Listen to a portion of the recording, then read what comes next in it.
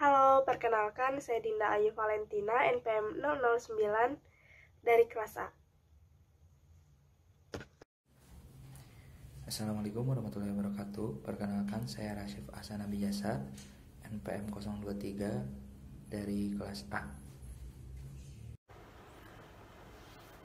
Halo Pak Tata, selaku dosen administrasi publik dan teman-teman semua. Perkenalkan, nama saya Fauzan Akmal Maulana dengan NPM 037 dari jurusan administrasi publik angkatan 2019, Fakultas Ilmu Sosial dan Ilmu Politik. Jadi pengertian statistika secara umum adalah ilmu pengetahuan yang berhubungan dengan cara-cara pengumpulan, penyajian, pengolahan, analisis data, dan penarikan kesimpulan dari hasil analisis serta menentukan keputusan. Jadi di dalam statistik tersebut ada yang namanya metode statistik. Jadi metode statistik adalah prosedur yang digunakan dalam pengumpulan, penyajian analisis, dan penafsiran data. Menurut Furqon, statistika adalah bagian dari matematika yang secara khusus membicarakan cara-cara pengumpulan, analisis, dan penafsiran data.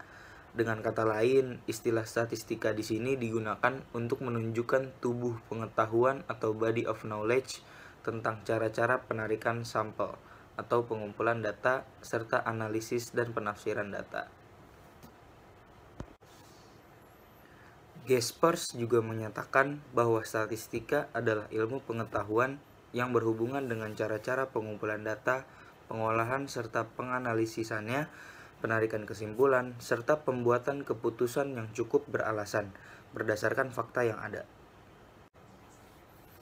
Somantri juga menyatakan hal yang sama, bahwa statistika dapat diartikan sebagai ilmu pengetahuan yang mempelajari tentang bagaimana cara kita mengumpulkan, mengolah, menganalisis, dan menginterpretasikan data, sehingga dapat disajikan lebih baik.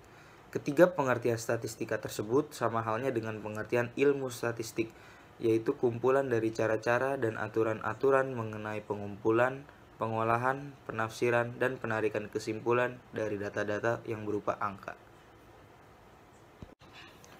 Statistika dalam pengertian sebagai ilmu dibedakan menjadi dua, yaitu yang pertama, statistika deskriptif, yaitu mempunyai tujuan untuk mendeskripsikan atau memberi gambaran objek yang diteliti, sebagaimana adanya tanpa menarik kesimpulan atau generalisasi.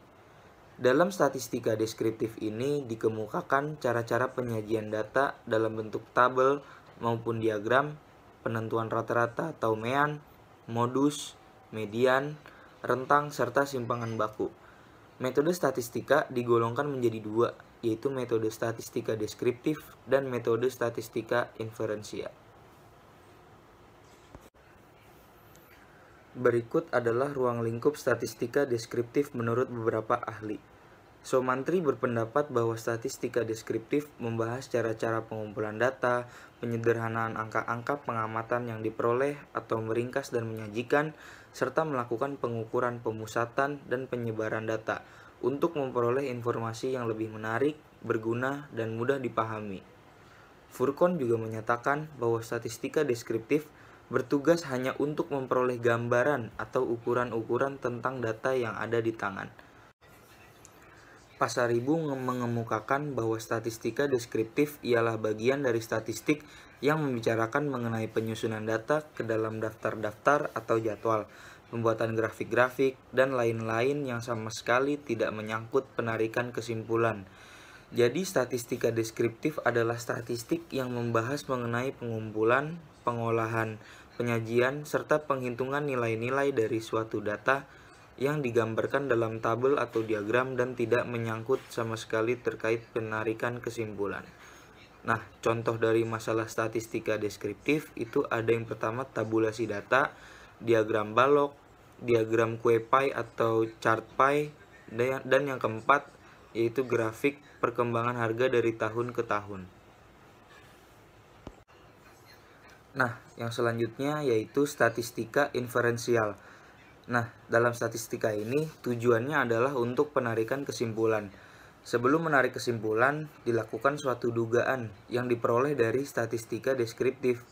Contoh masalah statistika inferensia, yang pertama ada pendugaan statistik, Yang kedua, pengujian hipotesis. Yang ketiga, peramalan dengan regresi atau korelasi. Somantri menyatakan bahwa statistika inferensia membahas mengenai cara menganalisis data serta mengambil keputusan, yaitu berkaitan dengan estimasi parameter dan pengujian hipotesis. Menurut Sudijono, statistika inferensial adalah statistik yang menyediakan aturan atau cara yang dapat dipergunakan sebagai alat dalam rangka mencoba menarik kesimpulan yang bersifat umum dari sekumpulan data yang telah disusun dan diolah. Subana juga mengemukakan statistika inferensial adalah statistika yang berhubungan dengan penarikan kesimpulan yang bersifat umum dari data yang telah disusun dan diolah. Jadi statistika inferensial ini adalah statistika yang mempelajari tentang bagaimana sebuah pengambilan keputusan dilakukan. Statistika dalam administrasi publik biasanya digunakan dalam pemerintahan untuk berbagai macam tujuan seperti sensus penduduk yang merupakan salah satu prosedur yang paling dikenal. Aplikasi statistika lainnya yang sekarang populer digunakan adalah prosedur jajak pendapat atau sistem polling, misalnya dilakukan sebelum pemilihan umum, serta jajak pendapat, penghitungan cepat hasil pemilu atau quick count. Statistika secara prinsip mula-mula hanya mengurus data yang dipakai lembaga-lembaga administrasi dan pemerintahan.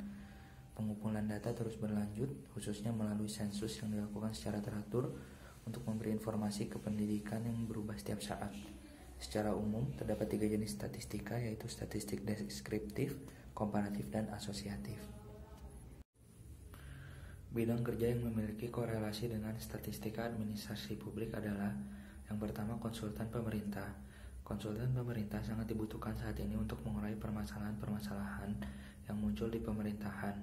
Konsultan pemerintah diharapkan bisa memberikan solusi, dan menjadi konsultan pemerintah dibutuhkan oleh banyak kalangan saat ini. Yang kedua, staf legislatif. Staf legislatif mengatur kebijakan dan bagaimana menerapkan kebijakan kepada masyarakat merupakan salah satu bidang yang dipelajari di jurusan administrasi publik. Yang ketiga, aparat pemerintah. Tidak diragukan lagi, jurusan administrasi publik banyak dibutuhkan dan untuk dijadikan aparat pemerintah di berbagai posisi, baik pemerintah daerah maupun pemerintah pusat. Yang terakhir ada anggota partai politik. Salah satu cara agar ilmu administrasi publik tersalurkan adalah menjadi anggota partai politik, yang tentunya harus bisa paham betul dan mengerti bagaimana pola pemerintahan yang digeluti di negara Indonesia ini. Dengan cara terlibat aktif di dalam mewujudkan visi misi kebangsaan melalui partai politik, tentu menjadi salah satu prospek kerja untuk lulusan administrasi publik dan menjadi anggota ataupun aktivis di dalam suatu partai politik. Bidang-bidang kerja tersebut tentunya sangat membutuhkan statistika untuk riset, data, dan berbagai macam kebutuhan yang bisa disalurkan melalui statistika dan memenuhi kebutuhan pemerintah dan bidang administrasi publik. Nah, teman-teman, selanjutnya kita bahas tentang manfaat statistika administrasi publik. Nah, manfaat statistika pada bidang administrasi publik ini biasanya membahas tentang kebijakan dan organisasi atau birokrasi. Meskipun aspek yang menjadi fokus kajiannya berbeda, namun tetap memiliki kepentingan yang sama, yaitu memahami kehidupan sosial dari manusia dan berusaha mengembangkan pengetahuan ilmu tersebut. Nah, pemanfaatan statistika dalam bidang administrasi publik ini biasanya dilakukan pada kegiatan sosial untuk menyusun, meringkas atau menyederhanakan data, lalu untuk merencanakan kegiatan survei atau eksperimen yang dapat memperkecil biaya untuk mendapatkan informasi dalam jumlah tertentu, lalu untuk membuat prediksi 2 kemungkinan dari keputusan, beberapa karakteristik populasi, dan yang terakhir sebagai pengukur baik atau tidaknya sebuah kesimpulan tersebut. Nah, selain itu juga ada nih manfaat lain dari statistika digunakan untuk meramalkan, untuk penelitian, untuk mengatur kualitas barang, untuk mengatur produktivitas, eksperimen, dan masih banyak lagi.